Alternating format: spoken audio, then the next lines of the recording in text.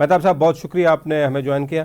मेहताब साहब इस वक्त सारी बात सारा फोकस और इसके पॉलिटिकल एंगल पे भी बात हो रही है कि हुकूमत आएगी तो उसको सबसे बड़ा चैलेंज जो होगा वो आईएमएफ के साथ नेगोशिएशन जो है वो करने होंगे और उस पर एक बड़ा पैकेज जो कि $6 अरब का बताया जा रहा है उस पर नेगोशिएट करना होगा। तो आप देख रहे हैं कि अभी हमें इस मुल्क के अवाम को, इस हुकूमत को अभी मजीद सख्तियाँ बर्दाश्त करनी हैं। जी बिस्मिल्लाहिर्रहमानिर्रहीम। देखिए, बुनियादी तौर पर 3 चैलेंजेस हैं जो आने वाली हुकूमत को पहले 3 माह के दौरान होंगे। सबसे बड़ा चैलेंज ये है कि उन्होंने सबसे पहले जैसे ही अपना इक़्तिदार संभालना है और नई हुकूमत मुंतखब होकर अपना हलफ लेगी और काबीना जब मुंतखब कर लेंगे तो उसके बाद उन्हें सबसे पहले आईएमएफ की टीम को इस्लामाबाद बुलाना पड़ेगा और जो मौजूदा प्रोग्राम है, जो स्टैंड बाय अरेंजमेंट का प्रोग्राम है, उसके तहत उनको करना पड़ेगा एक स्टाफ लेवल एग्रीमेंट।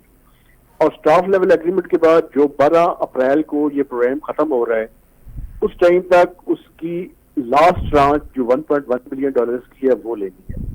जैसे ही वो ट्रांच ले लेंगे तो उसके बाद आईएमएफ की एक वाशिंगटन में मीटिंग है जो कि एनुअल मीटिंग होती है, उसमें पाकिस्तान के फाइनेंस मिनिस्टर को जाना है और साथ ही एक दरख्वास्त लेकर जानी है। वो दरख्वास्त ये होगी कि आप आईएमएफ का एक मिशन भेजें। इस मिशन में रिक्वेस्ट डाली जाएगी कि पाकिस्तान को एक नया आईएमएफ का प्रोग्राम चाहिए। तो साइमल्टेनियसली इस रिव्यू के साथ या एक नया आईएमएफ का मिशन इस्लामाबाद आएगा और अगले 3 साल का जो प्रोग्राम है उसके बारे में बातचीत शुरू होगी और बजट से पहले पहले उसको फाइनल किया जाएगा, चूंकि बजट उसी की रोशनी में तैयार होगा।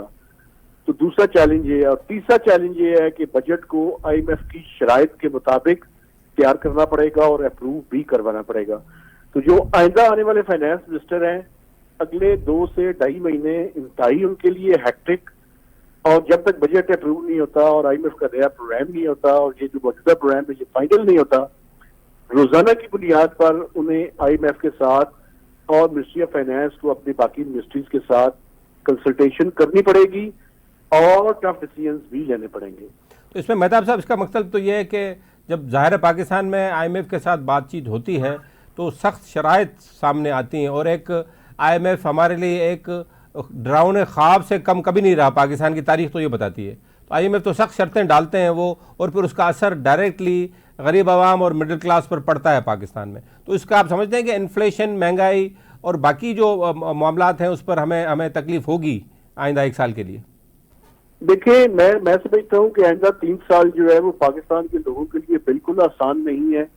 ये मिनिस्ट्री ऑफ फाइनेंस और जो आने वाले फाइनेंस मिनिस्टर हैं उनके लिए सबसे बड़ा चैलेंज, जो मेरी नजर में सबसे बड़ा चैलेंज है, वो ये है कि आईएमएफ का प्रोग्राम तो हमने लेना है, लेकिन एक ऐसा प्रोग्राम ले जिसको अप्रोच ये हो कि हम स्टैगर करके करें। स्टैगर करने से मुराद ये है कि आईएमएफ की कोशिश ये होगी कि पहले 1 से 1.5 साल के अंदर जो मैक्सिमम उनकी कंडीशनलिटीज हैं वो सारी की सारी डाल दी जाएं, ताकि पाकिस्तान के पास कोई ऑप्शन ना हो और वो सारी की सारी जो उनकी प्रिस्क्रिप्शन क्या है, बेसिकली प्रिस्क्रिप्शन तो उनकी एक ही है कि टाइट फिस्कल और टाइट मॉनेटरी पॉलिसी। उस टाइट मॉनेटरी पॉलिसी और टाइट फिस्कल पॉलिसी का मकसद ये होता है कि इकोनॉमी को स्लो डाउन करके स्टेबलाइज किया जाए। तो ये तो उनकी यानी one shoe fits for all की पॉलिसी पूरी दुनिया के लिए है, लेकिन ये इसके नतीजे में जो अवाम है उनकी मुश्किलात में डेफिनेटली इजाफा होगा। जो हमारी इकोनॉमिक टीम है उसका चैलेंज ये है कि वो स्टैगर करके करने की कोशिश करें, फेजेस के अंदर करने की कोशिश करें ताकि अवाम पे ज्यादा बोझ न पड़े, चूंकि ये तीसरा साल है कि पाकिस्तान में इन्फ्लेशन इंतहाई ज्यादा है और गरीब आदमी की चीखों की आवाज आ रही है। अच्छा, इसमें मतलब साहब एक बड़ी अहम बात है, पॉलिटिकल इसका एंगल है ज़ाहिर है, और पॉलिटिकल एंगल ये है कि इसाक डार साहब के लिए कहा जा रहा है कि मोस्ट लाइकली उनको वजीर ख़जाना अगर बनाया जाता है तो उनके तो आईएमएफ के साथ कोई ताल्लुकात हमने देखा कि अच्छे नहीं रहे पिछले दफ़े, और कुछ मुश्किलात जो पाकिस्तान की आई उसकी वजह भी इसाक डार साहब थे। लेकिन आप समझते हैं कि दोबारा इसाक डार साहब को अगर ले आएंगे तो वो ये मसला हल कर पाएंगे? ये मसला एक ट्रस्ट डेफिसिट का भी तो होगा ना। नेगोशिएशन तो अपनी जगह पर टेक्निकल होंगी, लेकिन ये मामला एक रहेगा, आप समझते हैं पॉलिटिकली? ये बिल्कुल पॉलिटिकली इसको यानी उसकी ओनरशिप लेना ये सबसे मेजर चैलेंज है। लेकिन देखें ना, हमारे पास इसके अलावा इस टाइम कोई ऑप्शन नहीं है कि हम 25 से 30 बिलियन डॉलर अगले साल जो हमने जनरेट करने हैं for debt repayments and current account deficit को शामिल करें तो शायद 30 बिलियन डॉलर्स को भी क्रॉस कर जाएगा। तो ये इतना आसान मरहला नहीं है। तो आईएमएफ को तो लूप में लेना पड़ेगा। तो हमारे जो जितनी भी स्टिफ चीजें हैं, जो भी फाइनेंस मिनिस्टर आए उसे आईएमएफ का प्रोग्राम निगोशिएट करना पड़ेगा।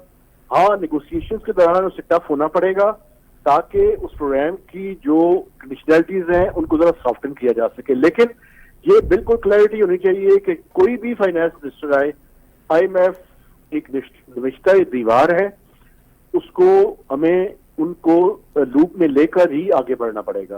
तो इसलिए सागदार साहब के लिए पिछले अर्सा जो 16 माह गुजरे हैं उसमें जो आखिरी उनका टेन्योर था, जो टाइम था, वो आईएमएफ के साथ कोई अच्छे नहीं उनके गुजरे। लेकिन इस दफा उनको आईएमएफ को साथ लेके चलना पड़ेगा और जो एक्सचेंज रेट के ऊपर उनका स्टांस है उन्हें उस स्टांस से पीछे आना पड़ेगा।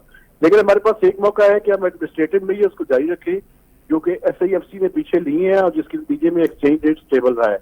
तो ये एडमिनिस्ट्रेटिव मेजर्स तो जरूर लें, लेकिन आर्टिफिशियली एक्सचेंज रेट को हमें मैनेज करने की कोशिश नहीं करनी चाहिए और यही मेरे ख्याल में फ्यूचर की स्ट्रेटजी होगी। मेहताब साहब, ये बड़ा एक चर्चा हो रहा है एक बात का, और वो ये है कि PTI की तरफ से खत लिख दिया गया है IMF को और वो कह रहे हैं कि इनको कर्जा मत दे। तो आप समझते हैं कि IMF जैसे इदारे, वर्ल्ड बैंक जैसे इदारे जहाँ पर बायलैटरल बातचीत होती है और मुल्कों की और रियासतों के साथ बात होती है, तो एक पॉलिटिकल पार्टी एक खत को सीरियस लेके और वो कंडीशनैलिटीज डाल देंगे, तो ऐसा होता तो नहीं है? ये आप समझते हैं कि स्टैंडर्ड है एक IMF का? नहीं, देखें, आपको मैं एक बात कहूं, आईएमएफ बेसिकली सॉवरेन स्टेट्स के साथ डील करता है।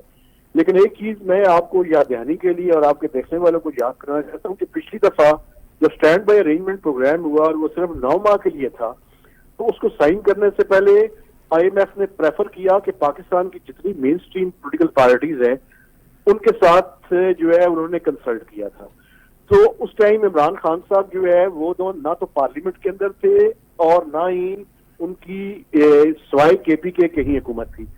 तो इस टाइम तो बड़ा क्रिटिकल मामला है। इस टाइम तो पार्लियामेंट के अंदर वो मौजूद है और गवर्नमेंट इन वेटिंग है बेसिकली, क्योंकि मेन स्ट्रीम पोलिटिकल पार्टी है। तो इसलिए ये जो भी इन्होंने किया है, मैं समझता हूँ ये पाकिस्तान के अवाम की मुश्किलात में इजाफा इससे होगा।